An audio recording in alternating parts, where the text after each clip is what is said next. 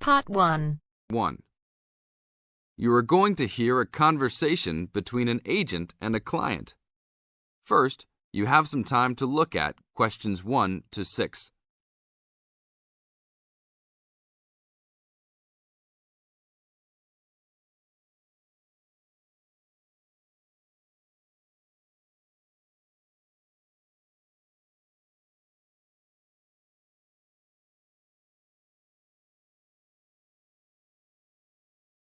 Now listen to the tape and answer the questions. Hello? Hi, good morning. Are you open yet? Yes, we are. Come in. Would you like to rent an apartment in the city? Well, kind of. I'd rather rent one near the harbor if possible.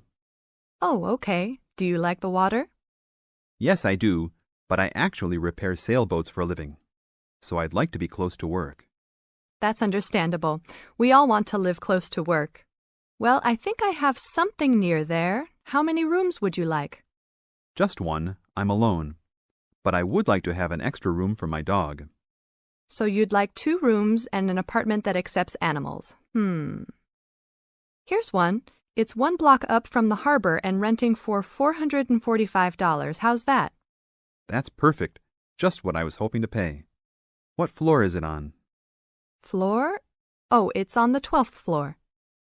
That's too high. I'd like to be on the 1st or 2nd floor so that I don't have to use the elevator. My dog, he's scared of them. Oh, well then, that's a little more complicated. Let me make a few calls. Okay, I think I found a couple more for you. Here's one that might suit your needs. How much? $395 a month. That's cheap. But it's only a 1-bedroom, a large one, but it's still just 1 room. Oh, well, regardless of whether the room is small, I still need a separate room for my dog. What else do you have? Then I have a 2-bedroom for $565 on the 2nd floor that is a little further away from the harbor. How far? About a half mile, and they accept pets. That's a little more than I had planned on paying, but I guess I could look at it. What's the address?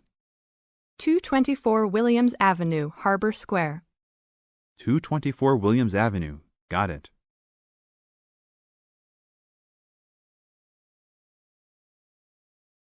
Now look at questions 7 to 10.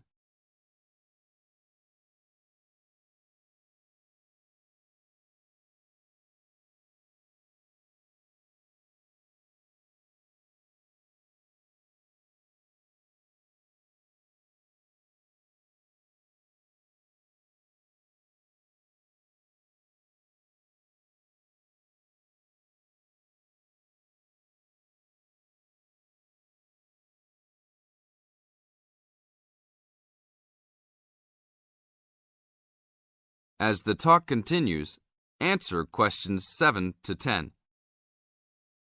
What else is included? Let's see, it has a washer and dryer, refrigerator and stove, a bed, dressers and shelves, and access to a swimming pool, game room, and gym. Ooh, I'll definitely take a look. Hi, how did you like it? It's great.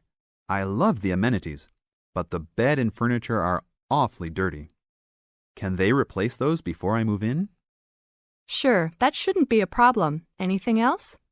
Yeah, I didn't see anywhere to park my car. Is there a parking lot in the basement? Yes, there is. Would you like to rent a space? No, I'd like that to be included in the rent. Oh, well, I'll see what I can do, but I can't guarantee that. Do you want to take it anyhow?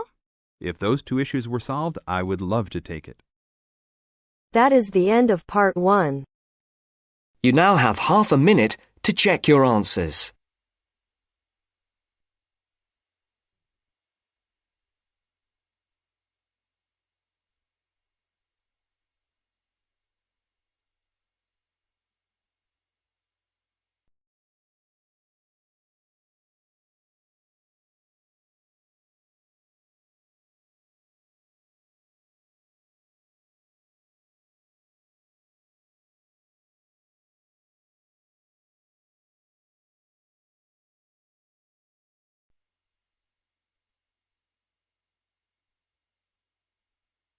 Now turns to Part 2. Part 2. You are going to hear the director of the Leadership Council give his welcome address at a convention. First, you have some time to look at questions 11 to 15.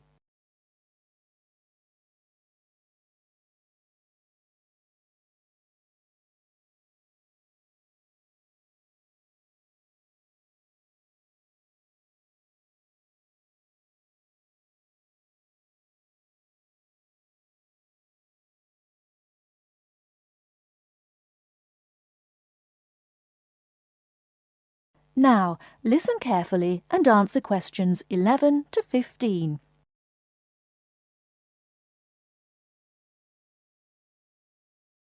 Ladies and gentlemen, can I have your attention, please?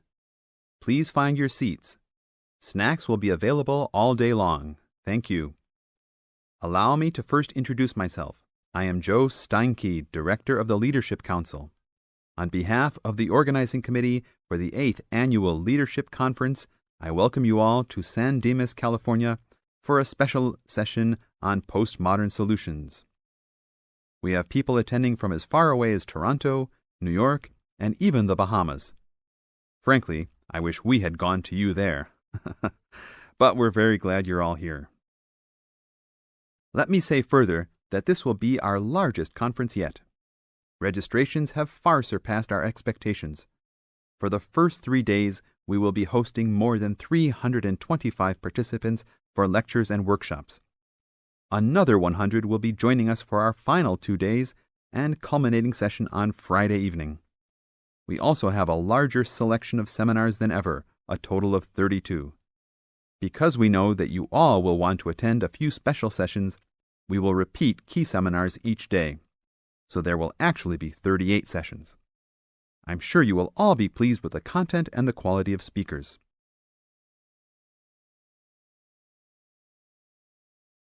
Before you hear the rest of the talk, you have some time to look at questions 16 to 20.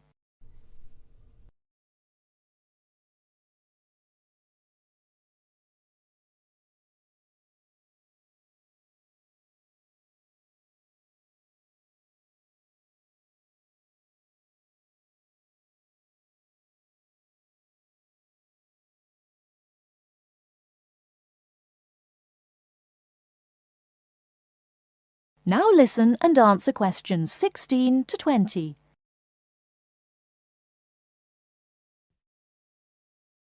Now, for those who have opted not to take part in our bag lunches, there are a number of places nearby that we can recommend. We are located here in the Convention Center just across the street from the Harford Shopping Mall, and the place we most recommend is Vital's, which is just west across Queen Street on the opposite corner. Please be careful crossing both streets, however, as we don't want to lose any participants. If you're not up to Vital's, you can also get some Italian food at the Olive Garden, which is further down Queen Street and east on Danning Avenue, across from the police station. They have a great minestrone soup and excellent breadsticks, all you can eat. On the other hand, if you want some good old American food, you can head to Fuddruckers for some big hamburgers or to the Cattle Company for some fat, juicy steak. Fuddruckers is next to the Olive Garden, but the Cattle Company is back closer to us in the opposite direction of Vital's. Just go east out of the Convention Center across King Street. It's on the same side as the Convention Center, so you just have one street to cross. Enjoy. But also, please make sure you are back for the afternoon sessions. These will always start at 1:30 p.m. That will give you an hour and a half for lunch each day. Sessions will be over each day at 5:30. Now, regarding the schedules we've printed out, there have been a couple of last-minute changes. The session titled New Leadership Strategies will no longer be held in Seminar Room 1, but in the main ballroom. This session has garnered much praise and is highly recommended to all, hence the change to a larger room. Another session has been canceled. That session was titled Leading by Serving, and it was scheduled for Daniel's room.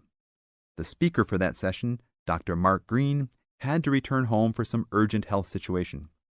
We wish the best to Dr. Green and that all is fine with his family. Finally, the session titled Using the Arts and Media has been changed to the second lounge room, Lounge 2. Please show up promptly for sessions and sit towards the front of each room so that all seats can be utilized. Also, turn off all pagers, beepers, and cell phones. Drinks and snacks will be provided outside each room, but please be careful at your tables. Enjoy the conference. That is the end of part 2.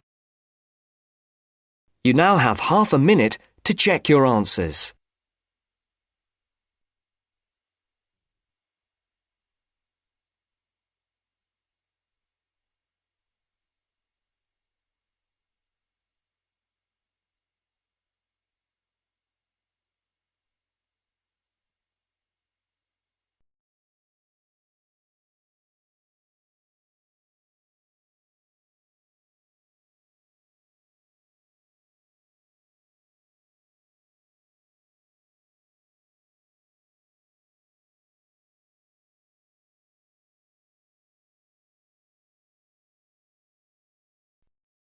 Now turns to part 3. Part 3. You will hear a discussion between two work colleagues and their manager about the restructuring of their company. First, you have some time to look at questions 21 to 25.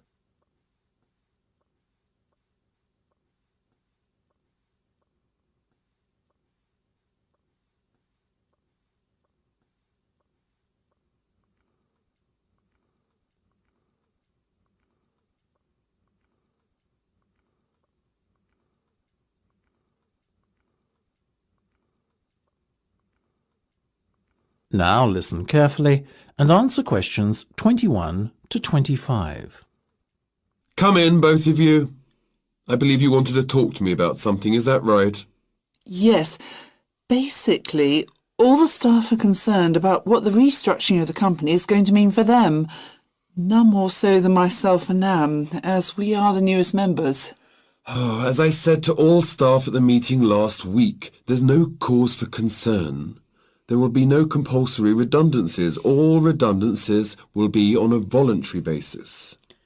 Yes, we understand that, but to tell the truth, we just want a little reassurance that our jobs are safe. Look, Anne and Penny, the company isn't going to be short-sighted and let its bright young minds go.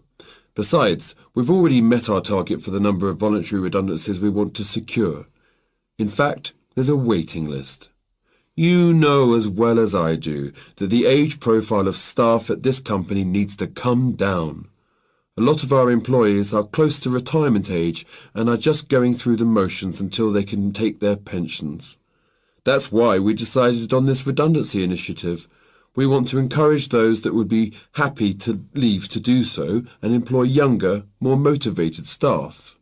I guess that makes us feel a little better, but we're also worried about the upcoming salary review.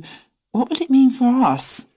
Given the fact that the company's motivation for this restructuring initiative is not to cut costs, you needn't be worried that there will be a negative effect on your salaries. We are running a very profitable business and we will reward our top performers in the upcoming review. Both of you fall into that category, so you can expect a healthy bonus and salary increase. Simple as that. That's good to know. Another thing on our minds was the fact that with all these voluntary redundancies happening in the next few months, there will be a lot of positions opening up higher in the company. What we were wondering is, will the recruitment drive be an internal or an external one? Obviously, we will recruit internally where possible. That has always been company policy. So, if you're asking me will there be opportunities to gain a promotion in the near future, then the answer is very definitely yes. The type of candidate we would be looking for has a proven track record and is performance-driven. How can we improve our chances of getting promoted then when the opportunity arises? Well, in the meantime, be prepared to take on additional responsibilities. especially those relating to the management of other members of staff. Obviously, the higher up you go in the company, the more involved you'll be in managing people. What the management team is looking for then is proof that you can work effectively with and manage other members of staff. Before you hear the rest of the discussion, you have some time to look at questions 26 to 30.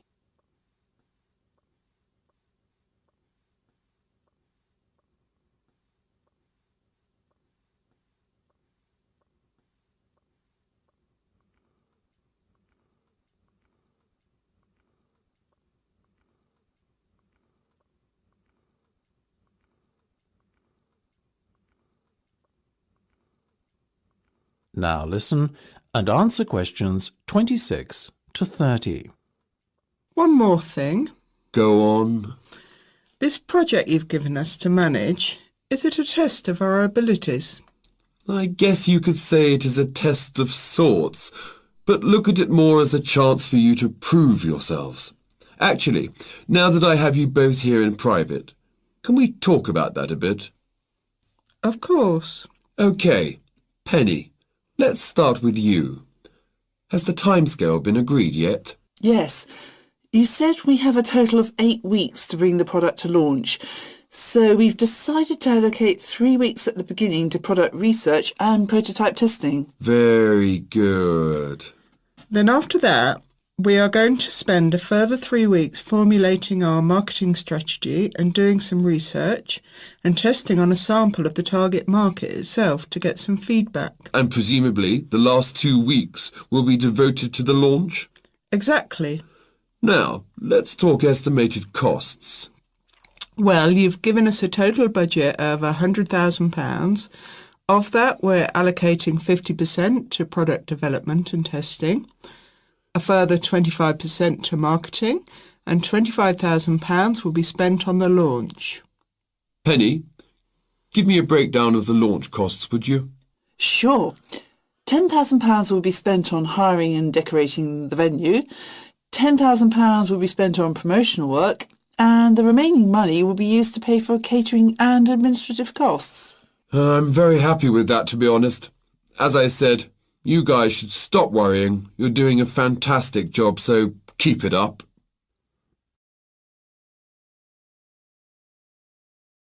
That is the end of part 3. You now have half a minute to check your answers.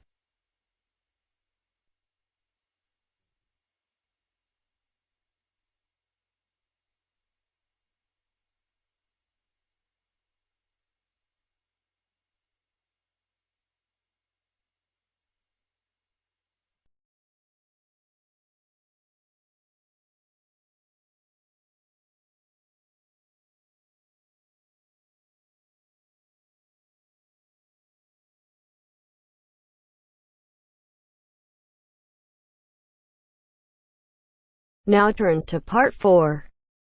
Part 4.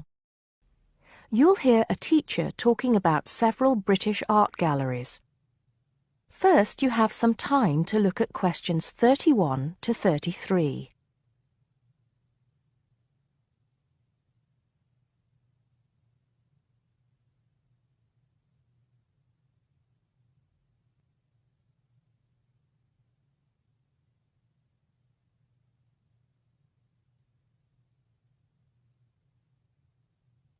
Now listen carefully and answer questions 31 to 33. Good afternoon. Welcome to the first class of V100 Art and History.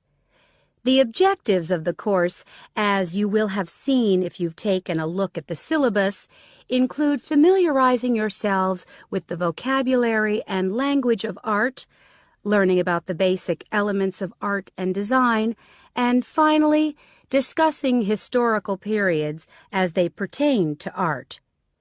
The course will also give you the opportunity to visit some of the many galleries and museums that Britain has to offer. So, having said that, I'd like to spend the rest of today's class talking about 4 of the more important galleries that we will be visiting in the coming year. As most of you already know, or at least I hope most of you know, there are 4 Tate galleries in all. To begin, I'd like to tell you a little bit about the Tate Modern. Tate Modern is located in a very busy part of London called the South Bank. It's close to 2 world-renowned tourist attractions, St. Paul's Cathedral and Shakespeare's Globe Theatre. Now, interestingly enough, Tate Modern is housed in what was a power station, built in several stages between 1947 and 1963. It was closed down in 1981 and reopened as a gallery in the year 2000. Tate Modern consists of 5 levels, with the Tate collection being shown on the 3rd and 5th levels. On level 2, the works of contemporary artists are exhibited, while level 4 is used for holding large temporary exhibitions.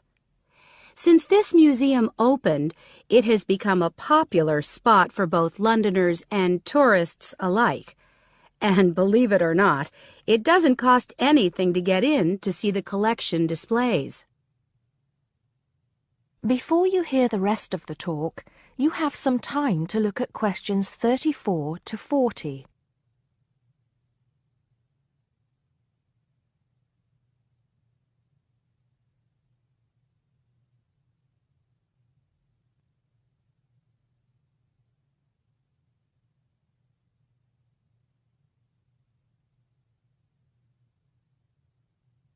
Now listen and answer questions 34 to 40. Now, the second gallery I'd like to talk about is Tate St. Ives, which is in Cornwall. It was built on the site of a gasworks, and it overlooks Porthmeor Beach. Tate St. Ives is housed in a 3-story building that was designed by the architects Evans and Shalliff. It was established in 1993, 7 years before Tate Modern was opened, and the gallery exhibits the works of modern British artists, including members of the St. Ives School, a group of artists living and working in the area from the 30s onwards. In later lectures, we'll be looking at the work of some of the artists who belong to that group and the ways in which they influenced each other. Okay, am I going too fast for any of you? No? Good. Next, I want to talk about Tate Britain, which is a gorgeous gallery situated right in the heart of Westminster. Tate Britain was the first of the 4 Tate galleries to open, and it was established in 1897. It was built on the site of an old prison, and when it first opened its doors, it was called the National Gallery of British Art. Later, it became known as the Tate Gallery, after the man who founded it, Sir Henry Tate. During its lifetime, Tate Britain has been damaged twice, once by floodwaters from the River Thames, and once by bombings during World War II. This gallery has an interesting range of exhibitions of historic and modern art from 1500 up to the present day. Now, the last gallery I'd like to tell you about is called Tate Liverpool. It's not hard to figure out where this gallery is located, is it?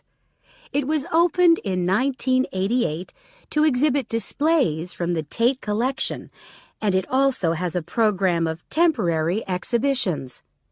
Tate Liverpool is housed in what was once a warehouse, and for some years it was one of the biggest galleries of modern and contemporary art in the UK.